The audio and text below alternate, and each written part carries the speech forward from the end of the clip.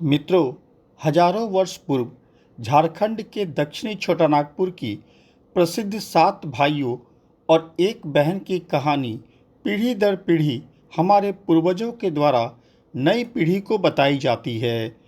उस कहानी का अवशेष आज भी छोटानागपुर की धरती पर मौजूद है, जो झारखंड राज्य के रांची जिले में स्थित बुढ़मू प्रखंड के गिंजो ठाकुर गांव नामक गांव में बिंदु टोगरी के नाम से काफ़ी प्रसिद्ध है।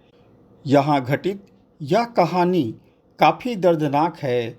आपसे विनती है कि इस कहानी को पूरा सुने और ऐसे ही रहस्य भरी कहानियों को सुनने के लिए मेरे चैनल को लाइक, सब्सक्राइब और शेयर अवश्य कर दे। मित्रों, कहा जाता है कि यह घटना हजारों साल पुरानी है। उस समय गांव में गिने चुने संभ्रांत अमीर लोग हुआ करते थे। उसी संभ्रांत परिवार के एक मुखिया को 7 पुत्र और एक पुत्री थी। पुत्री सबसे छोटी बहुत ही शांत एवं सुशील स्वभाव की थी। सातों भाइयों में सबसे बड़े भाई की शादी हो चुकी थी। बाकी सभी भाई कुंवारे थे और सबसे छोटा भाई एक आंख से अंधा था। सभी भाई अपने इकलौती बहन को काफ़ी मानते थे, परंतु छोटा वाला भाई अपनी बहन से सबसे ज़्यादा लगाव रखता था। एक दिन सातों भाई और बड़े भाई की पत्नी के साथ खेत में काम करने गए थे। घर पर छोटी बहन को छोड़ दिया और कहा कि वह चावल और साग बनाकर रखे ताकि खेत से आने पर उनको तुरंत भोजन मिल सके। छोटी बहन घर पर जल्दी जल्दी चावल और साग बनाने लगी ताकि भोजन में देरी नहीं हो। इसी हड़बड़ाहट में उसका साग काटने के दौरान हंसुए से हाथ कट जाता है और काफ़ी खून निकलने लगता है। उस खून का कुछ भाग साग के पत्तों पर भी लग जाता है, जिसे देखकर बहन घबरा जाती है और बिना खून साफ किए उस साग को वैसे ही पका देती है। उसे यह भी डर था कि उसके खून को देखकर भाई लोग चिंतित नहीं हो जाएं, इसीलिए उसने खून को भी जो पानी में मिल गया था उसे साग में डाल देती है। उधर जब उसके सारे भाई और भाभी खेत से लौटते हैं तो हाथ पैर धोकर सीधे खाना खाने आ जाते हैं। छोटी बहन सबका खाना निकालती है। जब सभी ने खाना खाया तो उन्हें साग काफ़ी स्वादिष्ट लगा। भाइयों ने पूछा कि बहन, पहले भी तुम साग बनाया करती थी, परंतु ऐसा स्वाद नहीं आता था। आज तुमने साग में क्या डाला है जो अद्भुत स्वादिष्ट लग रहा है? बार बार पूछने पर बहन डर गई।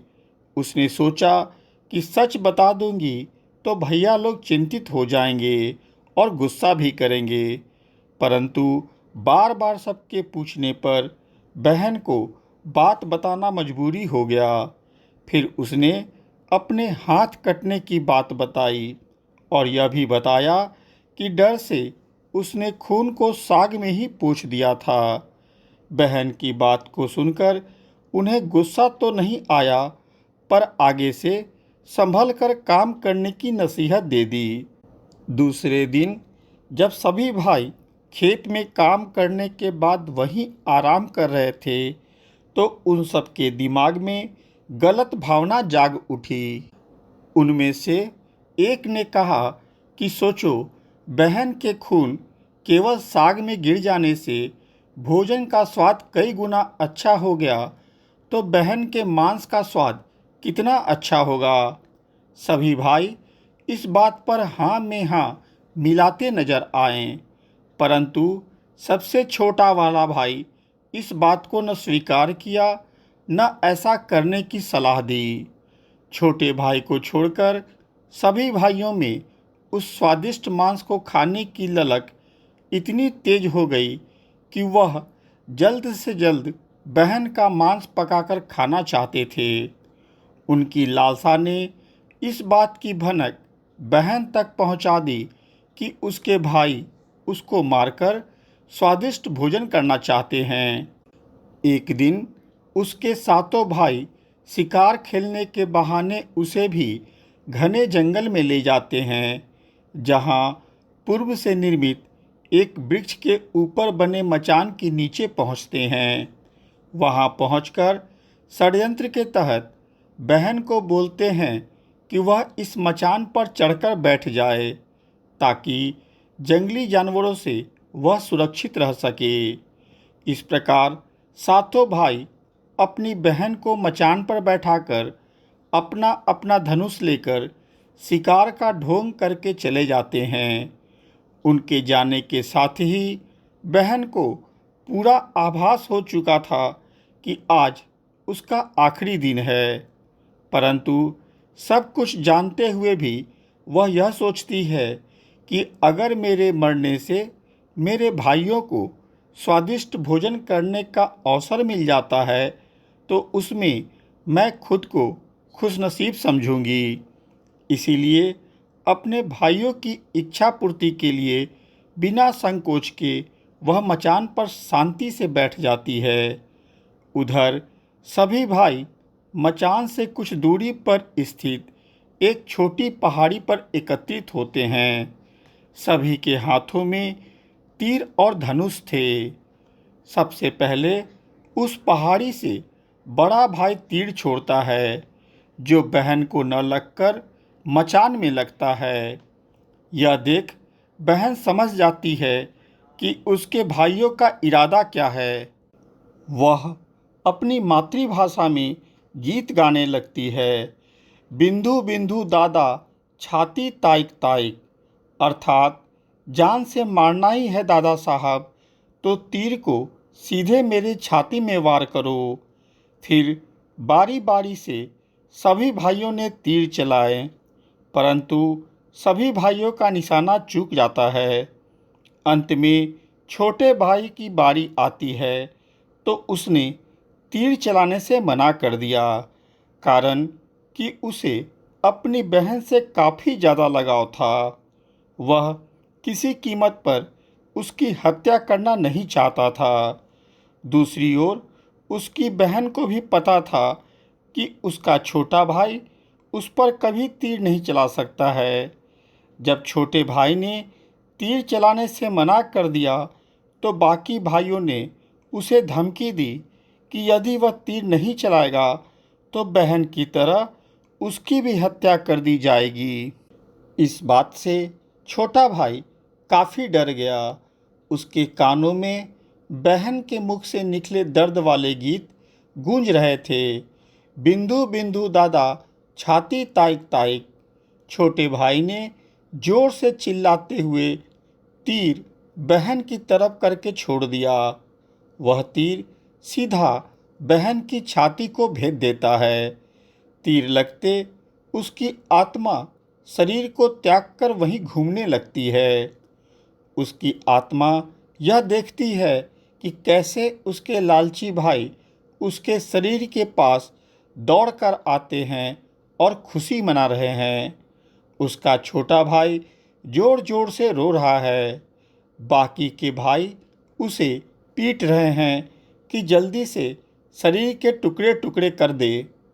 जब वह ऐसा नहीं करता है तो बाकी के भाई उसे जंगल से लकड़ी इकट्ठा कर लाने को बोलते हैं। वह जंगल में ढेर सारी लकड़ी इकट्ठा कर लेता है, लेकिन इतनी सारी लकड़ी ले कैसे जाए यह समस्या थी। दूसरी ओर यह भी डर था कि वह लकड़ी लेकर नहीं गया तो भाई लोग मारेंगे। यही सोचकर वह रोने लगता है। अकेले वीरान जंगल में जब वह रो रहा था तभी वहाँ एक नाग सर्प प्रकट होता है। बच्चे की सारी कहानी सुनकर वह कहता है कि मुझे तुम रस्सी की तरह लपेट लो ताकि तुम्हारी लकड़ी नहीं गिरे, और वहाँ पहुँचते ही मैं वापस चला जाऊँगा। लड़के ने वैसा ही किया। दूसरी ओर जब ढेर सारी लकड़ी एक साथ सभी भाइयों ने देखा तो आश्चर्य हुआ कि छोटे भाई ने इतनी सारी लकड़ी एक साथ कैसे लाई होगी। फिर सभी भाइयों ने उसे नदी से ताज़ा पानी लाने को भेज दिया, परंतु जो घड़ा उसे दिया उसमें जानबूझकर एक छेद बना दिया ताकि उसे पानी लाने में कठिनाई हो।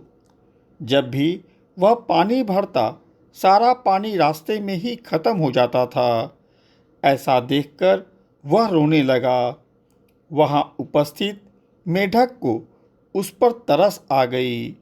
उसने रोने का कारण पूछा तो बच्चे ने सारी कहानी सच सच बता दी। लड़का बोलता है कि मैं अपनी प्यारी बहन का मांस कैसे खा सकता हूँ, और नहीं खाऊंगा तो भाई लोग मुझे मारेंगे। मुझे जबरन वह मांस खाना होगा। तब मेढक ने कहा कि तुम परेशान नहीं हो, हम सब मेढक घड़ा के छेद पर चिपक जाएंगे। वहाँ उपस्थित मछली और केकड़ा ने कहा कि जब तुम्हारे भाई बहन का मांस खाने को बोलेंगे तो उस समय तुम मुझे खाना, ताकि तुम्हारे भाइयों को हड्डी देखकर शक नहीं हो।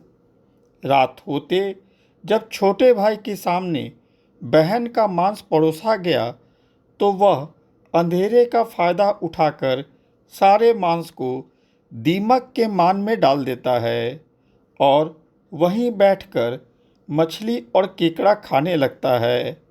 ऐसा होने पर उसके भाइयों को शक नहीं हुआ। उन्हें लगा कि छोटा भाई भी मांस खा रहा है। कुछ दिन के पश्चात उस दीमक के मान के पास कुछ बांस के पेड़ उग जाते हैं। इस घटना को कुछ वर्ष बीत गए। बांस का पेड़ बड़ा और झुंड में हो गया। एक दिन एक भीख मांगने वाला योगी उस बांस के पेड़ के पास से गुजर रहा था। वह उस बांस को देखकर सोचा कि कितना सुंदर बांस है। अगर इसका वाद्य यंत्र बनाया जाए तो कितना सुंदर आवाज़ निकलेगा। जैसे ही वह योगी ने बांस काटने के लिए हंसिया उठाया, उस बांस के अंदर से आवाज़ आई, ना काट काट रे जोगी, ई तो लागे भैया रोपल बांस। लेकिन योगी फिर भी बांस काट लेता है। उस बांस से योगी एक केंद्रा नामक वाद्य यंत्र बनाता है। इस वाद्य यंत्र को जहाँ जहाँ योगी बजाता है, लोग उसकी आवाज़ से मंत्रमुग्ध हो जाते हैं। एक दिन वह योगी घूमते घूमते उसी गांव में पहुंच जाता है जहां उस लड़की के भाई लोग रहा करते थे।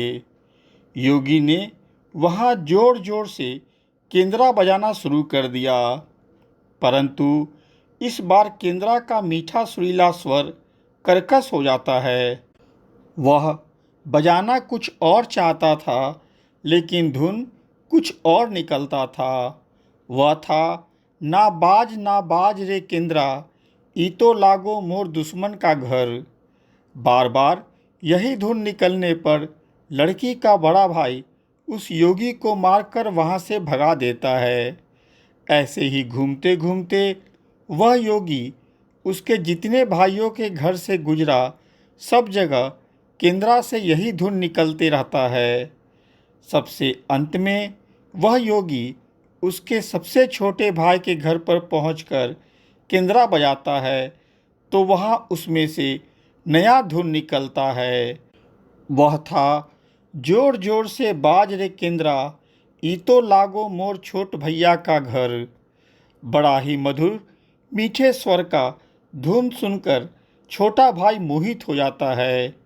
केंद्रा की मधुर ध्वनि सुनकर वह योगी को बोला कि इस केंद्रा को मुझे दे दो, बदले में मैं तुम्हें काफ़ी धन दूंगा।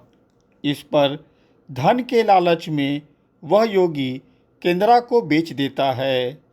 लड़की का छोटा भाई उस केंद्रा को संभाल कर घर में रख देता है। एक दिन लड़का जरूरी काम से बाहर जाता है।